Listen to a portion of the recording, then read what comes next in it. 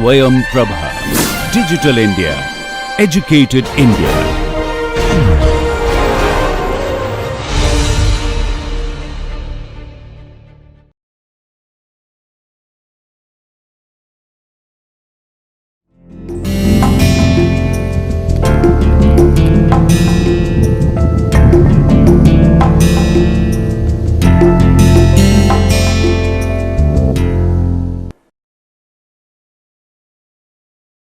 Good morning.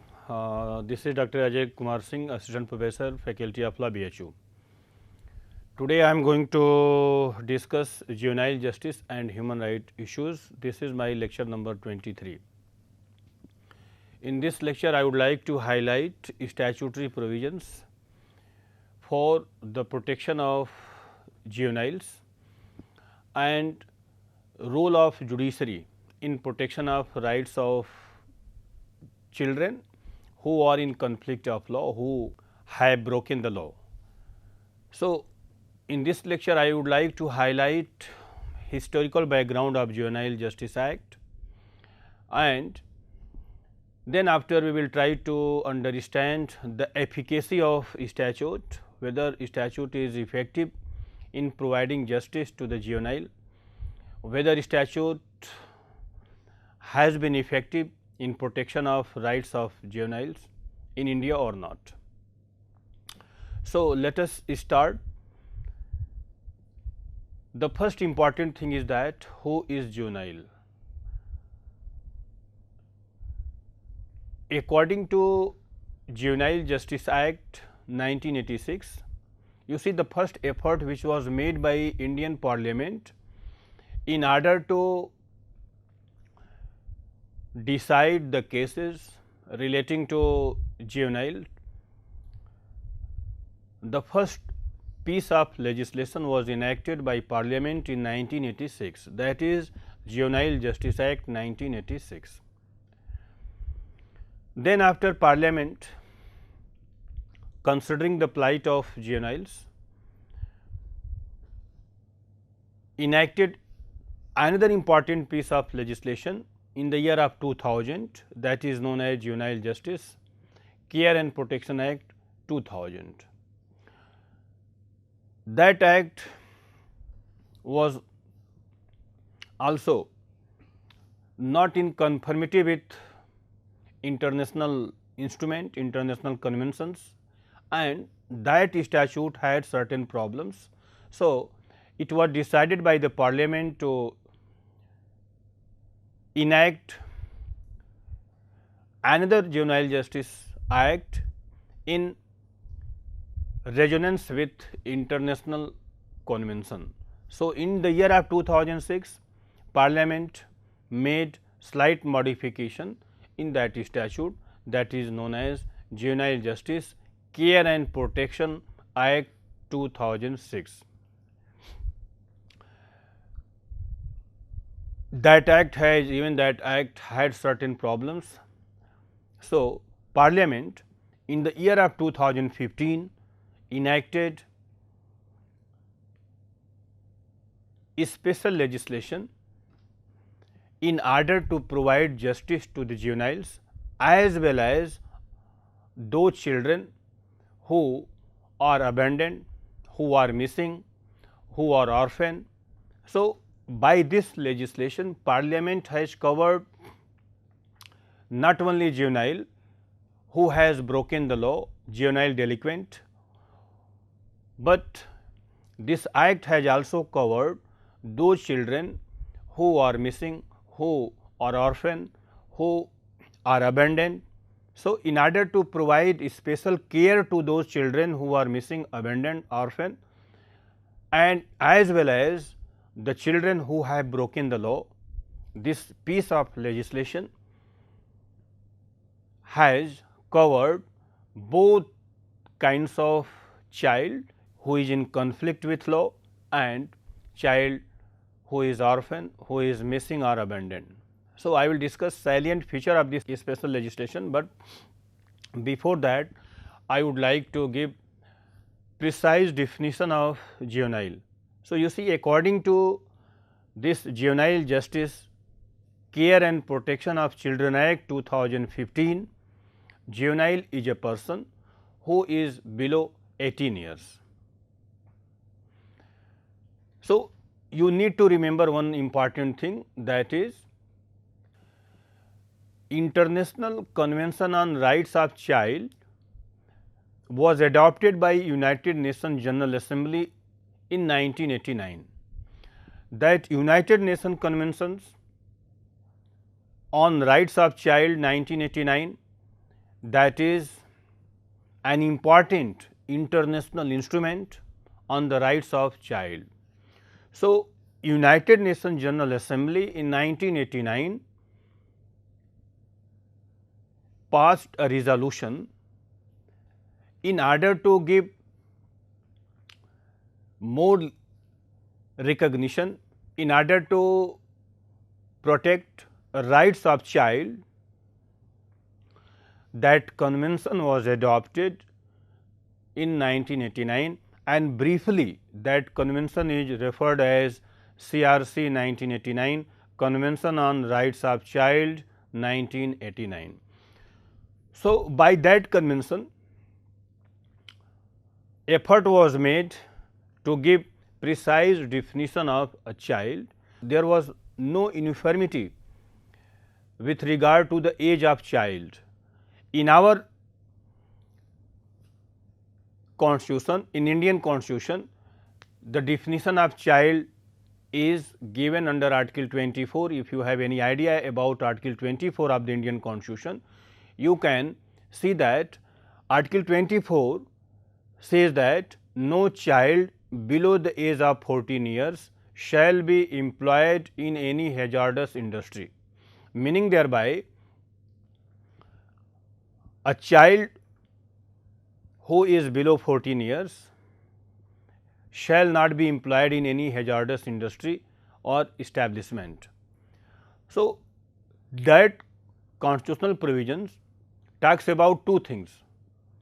One is about the age of a child and another is about the protection to the child, which constitution itself has mandated. So, Factories Act is something has some specific definition about child. Indian constitution is talks about different, this age has fixed the age of child as 14 years, but CRC in 1989 for the first time fixed the age of child as 18 years, means a child who is, any person who is below 18 years shall be treated as a child for getting the benefits provided in that instrument, and all the state party, all the state members of United Nations organization shall have to, shall make an endeavor, effort to make such a legislation for children under which the age of child should be at least 18 years. So, you see it was another objective of CRC 1989. So, in order to pay due respect to that international instrument, Parliament decided to fix the age of juvenile as 18 years. That so, this special legislation, Juvenile Justice, Care and Protection of Children Act 2015, we can say that this statute is in resonance with international instrument, that international convention which was adopted by United Nations General Assembly in 1989. So, now, but earlier it had some problem. Juvenile Justice Act 1986, Juvenile Justice Care and Protection 2000-2006, all these three legislations had some problem with regard to the age of juvenile, and earlier the age of juvenile was 16 years. Now, this age has been enhanced and this statute has fixed the age of juvenile as 18 years. Another important thing which you need to remember, that any child who is above 16 and below 18 has committed any heinous crime, that child shall be treated as an adult and that child will have to face trial. So, this is another important salient feature of this act, which I will try to elaborate in coming session, but you need to remember two important things. One is, it is our parliament which has enacted this Juvenile Justice Care and Protection Act 2015, but in addition to this, if we talk about history of juvenile, history of child delinquent, then we find that the first effort which was made before independence was Indian Penal Code 1860. Lord Macaulay, who is considered as father of this Indian Penal Code, Indian Penal Code IPC 1860 has two important provisions, section 82 and 83. Section 82 makes it clear that nothing is an offence which is committed by a child who is below 7 years. So, that is known as doli in capex, that section 82 talks about incapacity of a child to commit any crime. So, once it is established before the court that offence was committed by such a child who at the time of commission of the crime was below 7 years. At that very moment, court shall acquit him from that criminal liability and that child cannot be punished, that child cannot be treated as criminal, or that child cannot be considered as an offender. Section 82 of the Indian Penal Code, section 83 of that the same statute, Indian Penal Code 1860, that is doli capex, it talks about competency of a child. So, you all the students, you need to remember that section 82 and 83 of the Indian Penal Code, these two important provisions are very important for what? To understand the maturity or understanding of a child, whether a child is in position to understand the nature and consequences of his act which he has committed.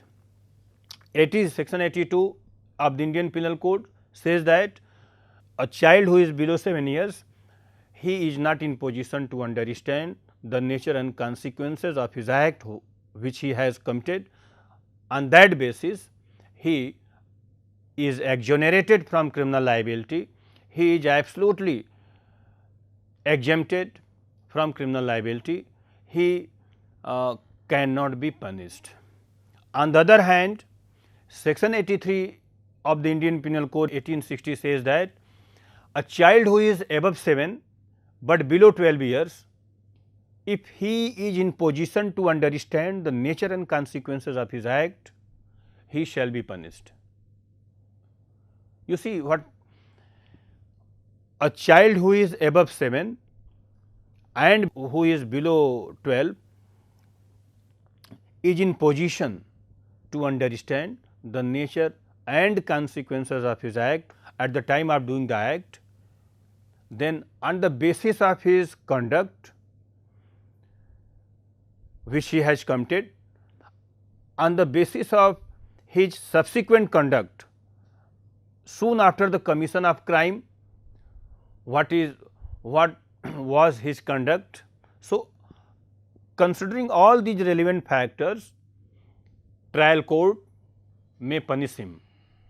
So, you need to remember these two important provisions. Section 83 says that a child who is above 7 years but below 12 years can also be prosecuted and convicted for crime if at the time of doing the act he was in position to understand the nature and consequences of his act. With the help of these two important provisions, you all can understand that a person who has broken the law, a child who has broken the law is below 12 years, even that child can also be prosecuted and convicted for that offence in the light of Indian Penal Code 1860. On the other hand, Juvenile Justice Care and Protection Act 2015 says that juvenile who is in conflict with law, who has broken the law, who has breached the law, also deserves certain benefits, certain rights provided under this act. So, in the light of these two important statutes, Indian Penal Code 1860 and Juvenile Justice Care and Protection Act 2015, you must have idea about making these two important provision under these two different statutes. Now, come to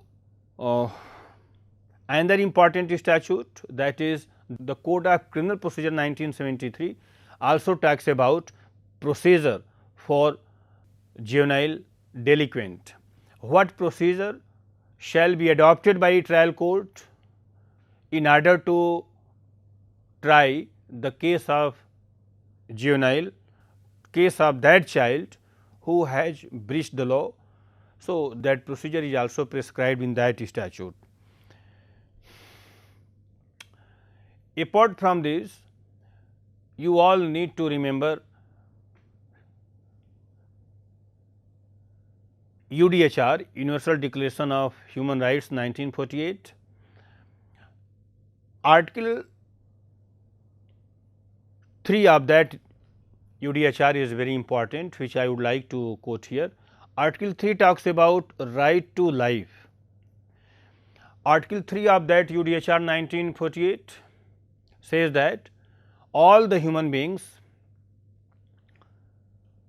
have right to live with human dignity. On the other hand, Article 5 of UDHR talks about protection against unwanted arrest.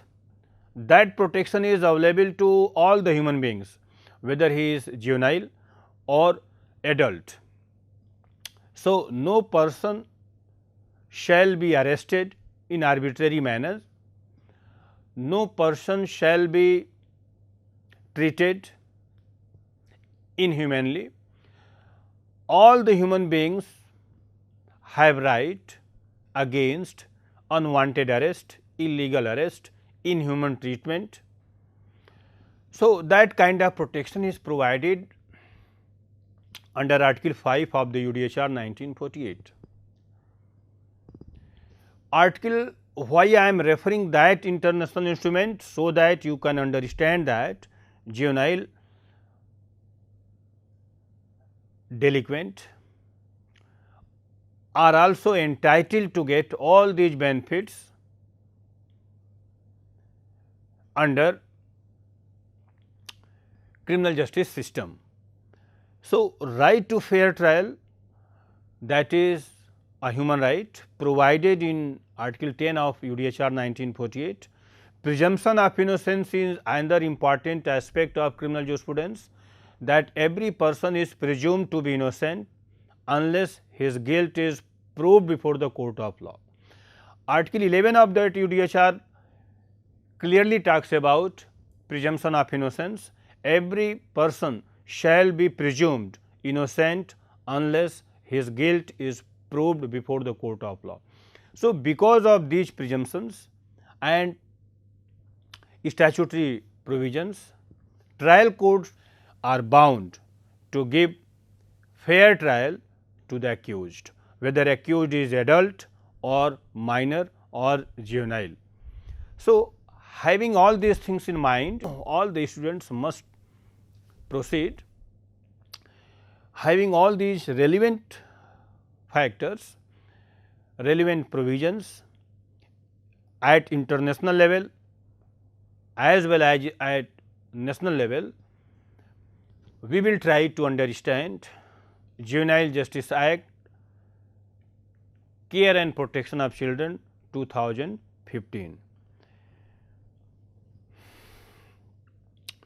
Now, with the help of this slide, I would like to highlight this. You see, juvenile justice, as I have already told you, that juvenile in conflict with law, this is very important. Juvenile in conflict with law. A person below 18 years is a juvenile, but Act allows for children between 16 and 18 years age who are accused of heinous crime to be tried as adult under Indian Penal Code. Another important aspect of this, juvenile in need of, that should be the child, would be appropriate word, child in need of care and protection. So, three important things which you need to remember. The first is proper care and protection, second is development and treatment, third is social integration. These are the basic purpose of juvenile justice care and protection. Proper care and protection, it is the duty of competent authority to take care of that juvenile delinquent. It is the duty of, it is legal duty of competent authority to ensure proper development and treatment of juvenile and social reintegration. This is an important aspect of this Juvenile Justice Act. Socially, that juvenile must be socially reintegrated. Reintegration is a process of rehabilitation. Social reintegration is a process of reformation, so that that child who has breached the law must be given an opportunity to repent himself.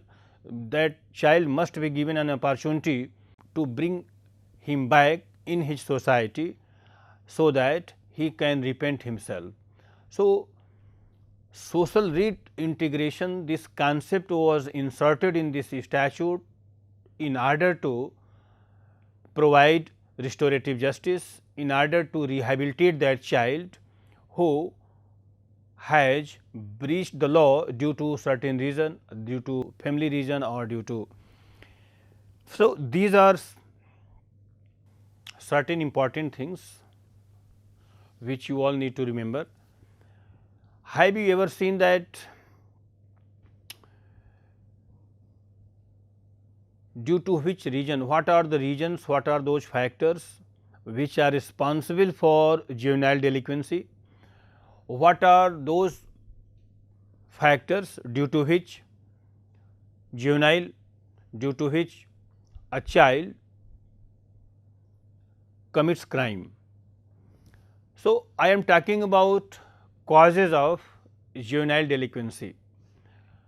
What are those factors which are responsible for juvenile delinquency? You see, the first important factor which is responsible, which make him, which compel a child to commit a crime, that is poverty. Due to poverty, it has been seen that due to poverty a child may be delinquent. Family history may be another important reason due to which a child may become a delinquent, child may become a criminal, child may commit a crime. So, where due to matrimonial dispute between husband and wife, due to wrong practices in a family. So, family history may be important factor for juvenile delinquency. Broken home, we can say, where parents are living separately, husband and whether father and mother both are living separately. In that situation, child frequently it is seen that child may be delinquent, may breach the law. So, personal reason may also be an important factor due to which a child may commit a crime, either due to compulsion or due to bad company, a child may indulge in wrong practices. So, these are certain things which have been identified for the cause of juvenile delinquency. So, apart from this, you all need to remember that this statute juvenile justice in bracket care and protection of children Act 2015, this is a very good piece of legislation which Parliament has enacted in the year of 2015 in order to provide justice to both kinds of children, children who have committed crime or those children who are abandoned, who are orphan, who are missing or they have run away from their home. So, and parents are not taking care of those children. So, even this act has taken care of those children whose parents are not, whose parents are delinquent, whose parents are not caring about their children. So, I would like to highlight these two important aspects of this Juvenile Justice Care and Protection Act. Few months back you might have seen that Hyderabad gang rape 2019, that incident happened in the year of 2019. You just look at your screen. What happened in 2019? On 27 November 2019, a 26-year-old doctor was raped and killed by 4 accused. And just after the commission of that crime, in a police encounter, all the 4 accused who were involved in that incident were killed. So, it was criticized that it was the act was an extrajudicial killing and police could have arrested them and then trials should have been convicted and then after all the accused must have been punished. But it was the police who did not hesitate to take such kind of action against the culprit. So, I do not want to go into the technicality of that encounter, but the important thing is that you see the gravity of the quantum of punishment, whether quantum of punishment can create fear in the mind of criminal, can create deterrence in the mind of criminal. So, I am talking about that aspect of punishment. Now, you see this act has certain peculiar things, certain good things. It talks about 3 important things: imprisonment up to 3 to 7 years in serious offences, more than 7 years offences between 3 to 7 years, that is non-cognizable. So, this act has made certain offences as non-cognizable which are punishable up to 7 years imprisonment. In that offence, no child shall be arrested by the police. Petty offences has been classified, categorized all those offences which are punishable up to 3 years imprisonment, that those offences have been considered as petty offences. Now, so you will have to see this Juvenile Justice Care and Protection Act 2015 in the light of this Code of Criminal Procedure 1973, how we can correlate this Juvenile Justice Care and Protection Act 2015 with the Code of Criminal Procedure. The offences punishable with 3 to 7 years is non-cognizable, and in non-cognizable offence police cannot arrest the offender. 154 CRPC talks about where one offence is non-cognizable and another is cognizable offence, the whole matter shall be treated as cognizable. No doubt, there is no doubt at all.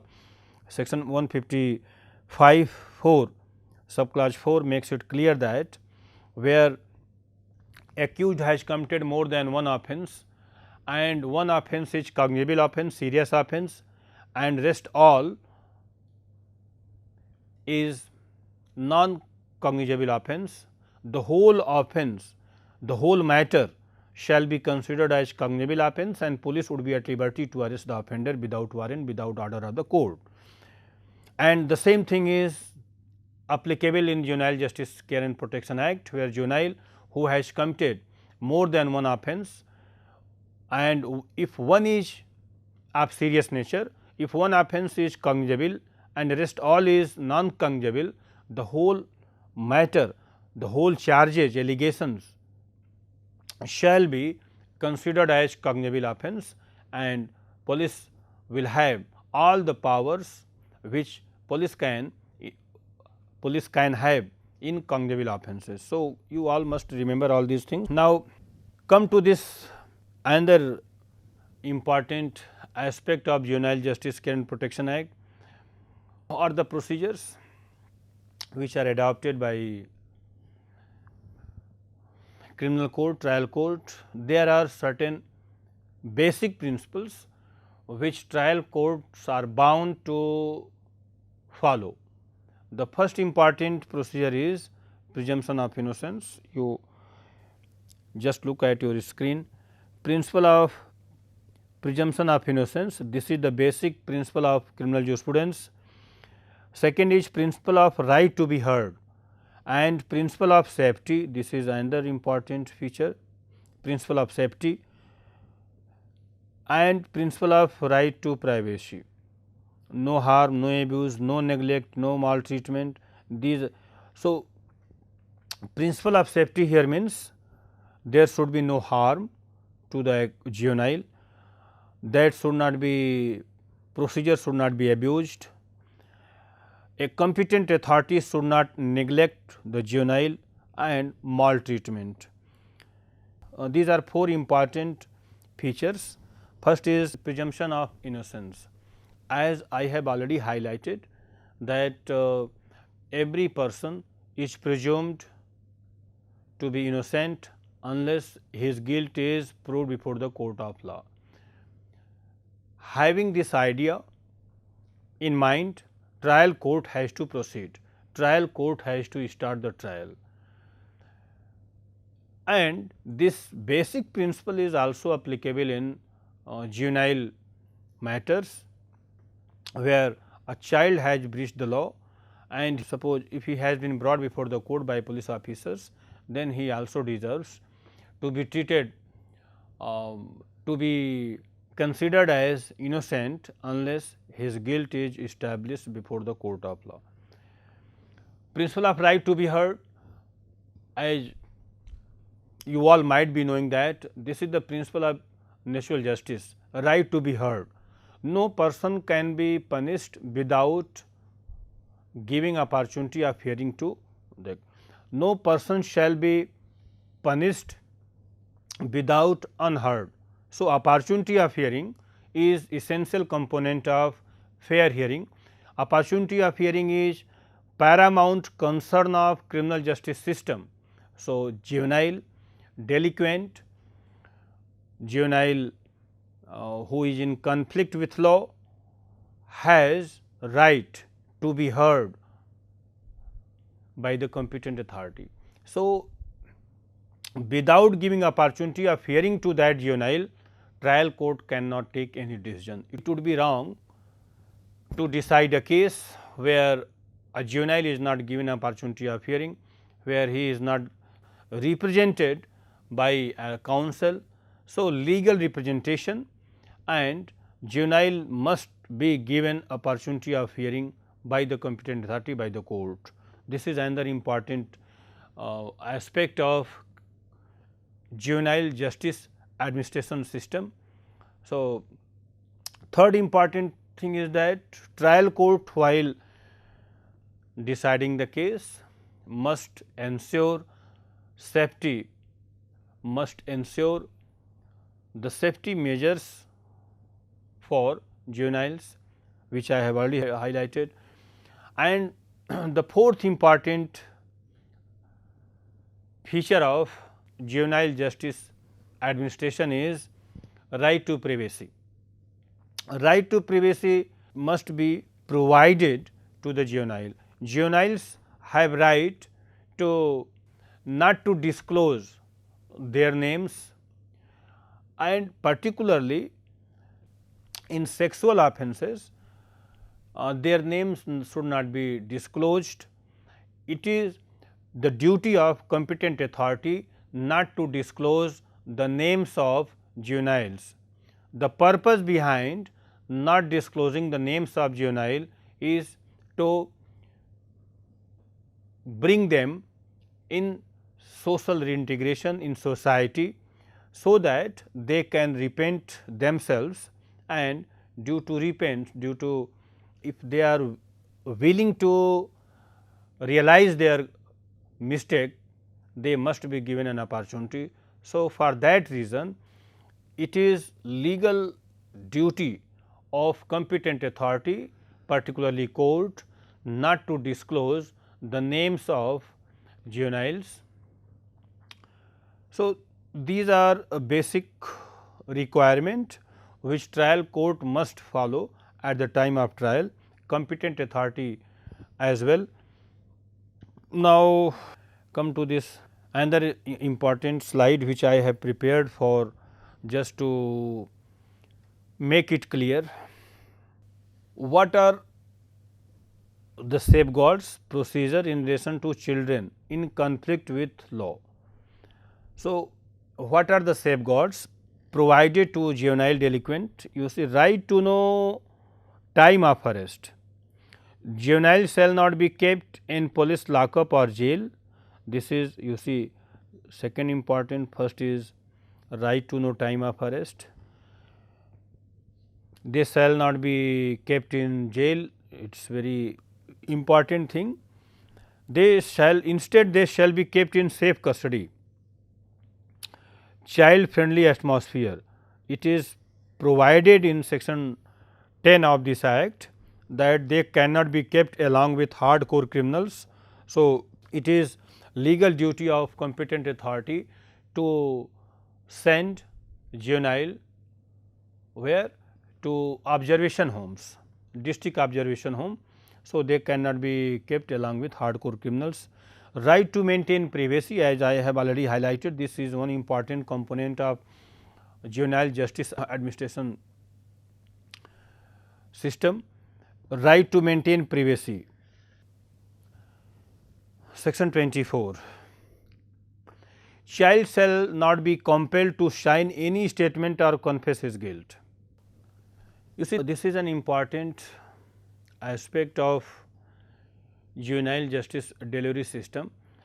No child shall be compelled to sign any statement or confess his guilt. This kind of protection is provided under Article 20 clause 3 of the Indian Constitution.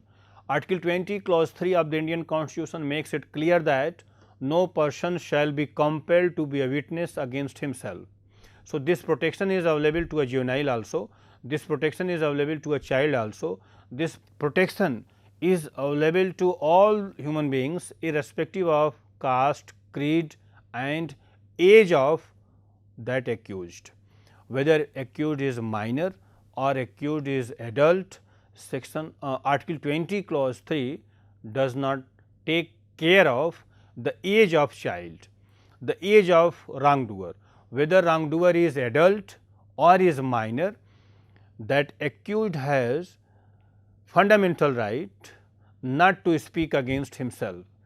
This kind of protection is provided under Article 20 clause 3, and juvenile who is in conflict with law can also take this protection just by filing an application before the court that juvenile was compelled by the police officer at the time of interrogation to confess his guilt. The moment a juvenile has succeeded in establishing the fact before the trial court that he was compelled by investigating officer to confess his guilt, it would be a violation of his fundamental right guaranteed under Article 20 clause 3, and High Court or Supreme Court would be at liberty to take action against the police officer who compelled him to confess his guilt. So, you must remember all these things. Article 20 clause 3 is here. Next important thing is that principle of natural justice. Principle of natural justice, it has two important component, RD ultum partem, party must be heard, and second is no person can be a judge in his own case. Child welfare committee, that is also important committee under this statute, Juvenile Justice Care and Protection Act 2015, and this child welfare committee has to ensure the well-beings of juveniles, the well-beings of children who are abandoned. I will discuss the role of child welfare committee and juvenile justice board separately. So, this is all about your procedure, safeguards provided to juvenile and children. Now, come to other safeguards for juveniles. Now, according to this Juvenile Justice Act, principle of repartition and restoration, restorative justice. The concept of restorative justice is to put the victim in that position in which he or she would have been if his or her right would not have been violated. The purpose of Juvenile Justice Care and Protection Act 2015 is rehabilitation also, restorative justice also, just to rehabilitate the juvenile. So, for that purpose this act has also involved a concept of social reintegration. Now, come to this second important safeguard, no report in media. So, media is prohibited to take cognizance. Section 74 talks about contravention of this is an offence, punishment would be 6 months or fine.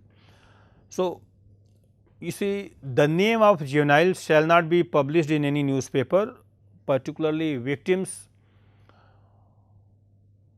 who are sexually abused, their names should not be disclosed. So, this kind of provision is given in section 74, protection against handcuffing. Juvenile, you see, this is a protection against handcuffing. So, juveniles, they cannot be put in this system.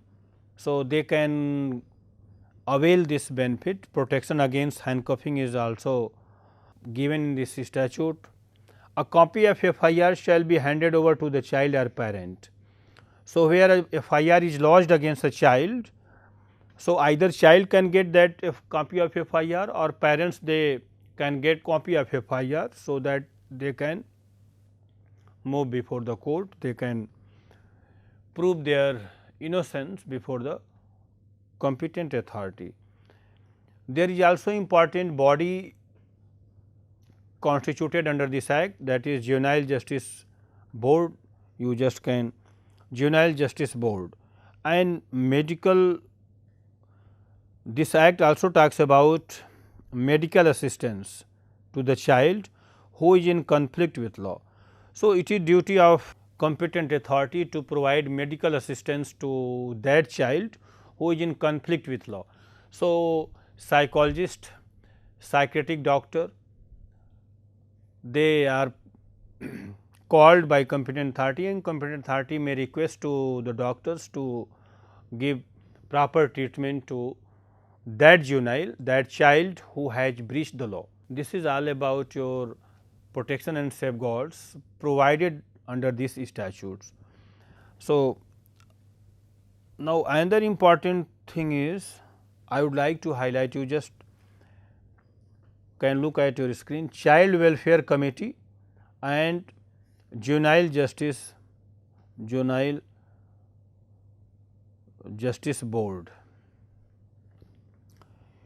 Juvenile Justice Board has to, you see, section 4 of this act talks about Juvenile Justice Board. According to section 4 of this act, there shall be 3 members. One is judicial magistrate first and 2 other members. Juvenile Justice Board. So, this Juvenile Justice Board,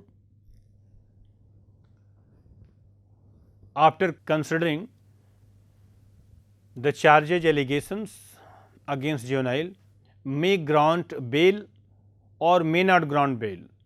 So, where bail is granted to juvenile, that juvenile shall be sent to district observation homes. Where bail is rejected, he shall be sent to the district observation home. If bail is granted or if not granted, then he shall be sent to the district reformation home. If bail is granted, then that juvenile shall be released and he shall also be directed to furnish the bond. This is the procedure regarding grant of bail or rejection of bail. And you see, the most important feature of this act is that Juvenile Justice Board will have to complete its proceeding within 4 months. So, time bound inquiry or time bound disposal of cases, that is important aspect and which is mandate of the Indian Constitution, speedy justice. Right to speedy justice is an important component of Article 21 of the Indian Constitution. So, considering the gravity of that issue, this statute has fixed the time limit for the disposal of cases.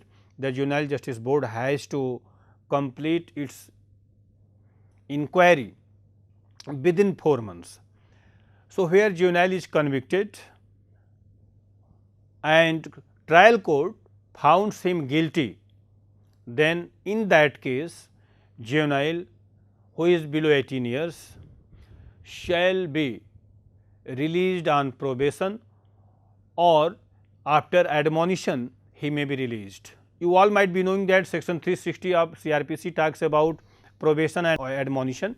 Where juvenile is found guilty by the court, he may be released on probation, he may be released on admonition as per the provision of section 360 of the CRPC.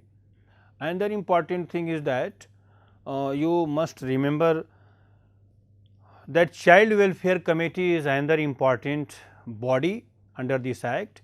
Child Welfare Committee is given under section 29 at your screen. Section 29 talks about Child Welfare Committee, CWC. Child Welfare Committee according to section 29 shall consist a chairman plus 4 members. There shall be 5 members including chairman, and this Child Welfare Committee will take care of those children who are abandoned or orphan, who are missing. So,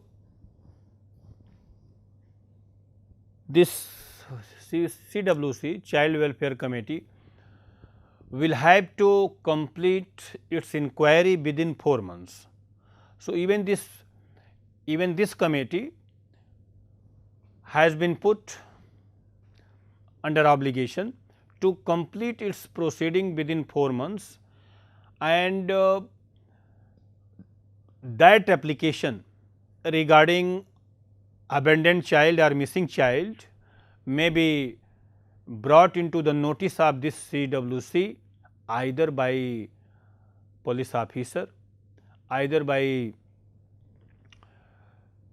child helpline, or child himself or herself can approach this CWC, make application to this body, and this CWC Child Welfare Committee will make an inquiry whether application is true or not.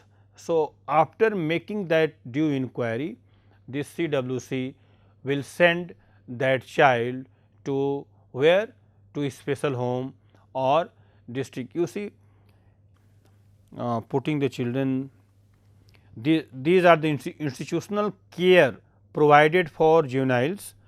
Observation homes, this is for juvenile, this is for a child who has breached the law. Observation home, special home or shelter home, abandoned child, missing child, they may be sent to this special home or shelter home. So, these two things, shelter homes and special homes, is CWC will decide, and this observation home, it will be decided by Juvenile Justice Board whether child should be sent to district observation homes or not. So, these are some important observation homes or institutional care which statute has prescribed. This Juvenile Justice Care and Protection Act 2015 has specifically prescribed these institutional care mechanism where child, whether child has breached the law or abandoned child, missing child, both are entitled to be accommodated in these different observatory homes. As I told you that juveniles who are in conflict with law, they are entitled to be kept in district observation homes, and abandoned child, missing child and orphan children, they are kept in special homes or shelter homes. So, this is all about your juvenile justice care and protection home and human right issues, as my topic was juvenile justice and human right and human right issues. So, many times you might have seen that different non-governmental organization, NGOs, petitioners, they had highlighted the plight of juveniles. Before 1986, a petition was filed by Sheila Barse in Bombay High Court, wherein she highlighted the plight of juveniles, and she had raised objection about putting juveniles along with hardcore criminals in different district jails. So, matter was brought into the notice of High Court, and High Court took the cognizance.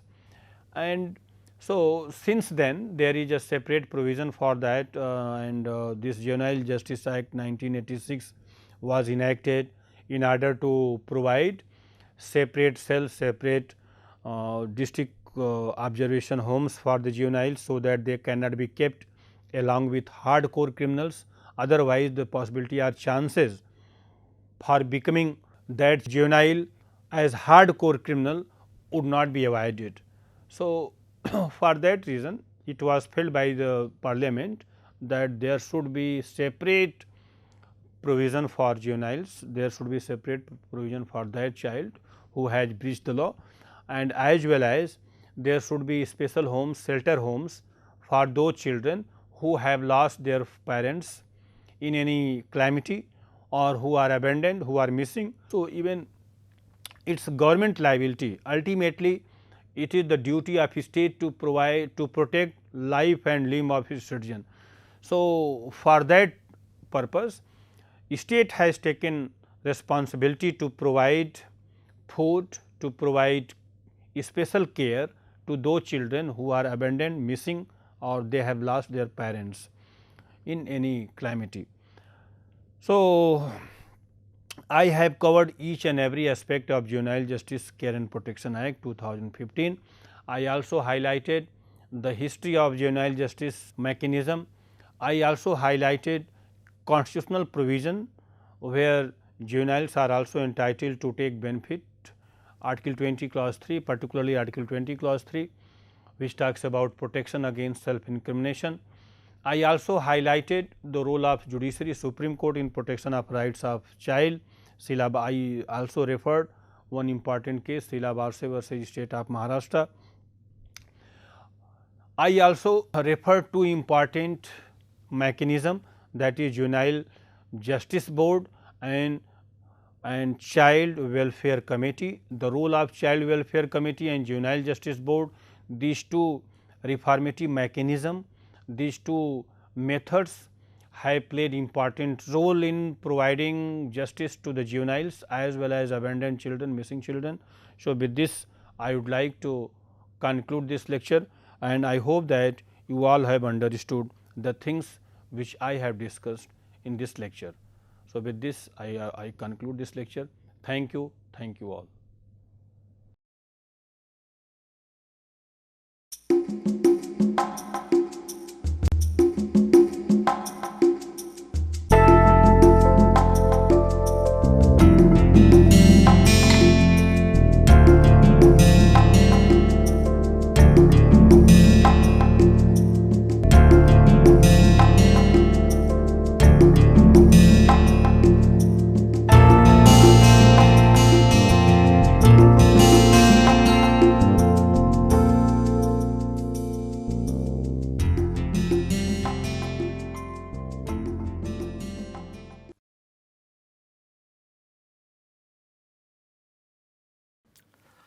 Hello and welcome to this piece of literary snippet.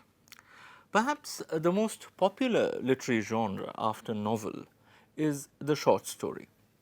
Sharp, compact narratives whose charm lies not only in what is said, but also in what remains unsaid. Today I will be reading one of the shortest instances of a short story that I have ever encountered, and indeed the very charm of this particular story that I am going to read out today lies in the way it abruptly ends. It is an ancient tale from Mesopotamia which has been retold by several authors, among whom the name of Somerset Maugham stands out. The adaptation that I will be reading out is perhaps the closest to the one that Maugham wrote. The story is titled, in all of its adaptations almost, as Appointment in Samarra. Here is the story.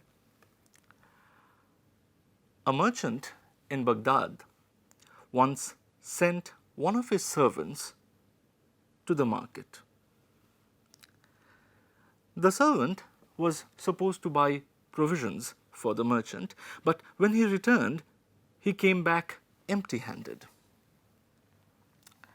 Indeed, the servant had all gone white, and trembling with fear, he told his master that he had met death in the marketplace.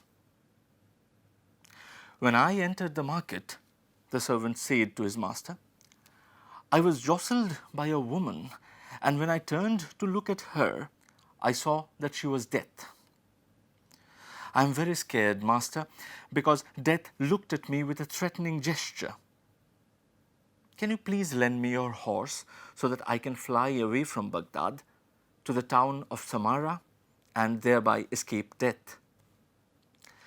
The master, being a good man, gave his servant his best horse and saw him gallop off to Samarra to escape death. Then the master himself went to the marketplace and confronted death. Why did you make a threatening gesture to my servant?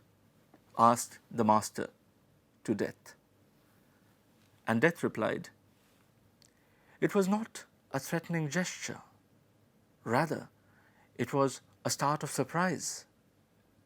I was astonished to see your servant here today, because this evening I have an appointment with him in Samarra. See you in the next episode of Literary Snippet.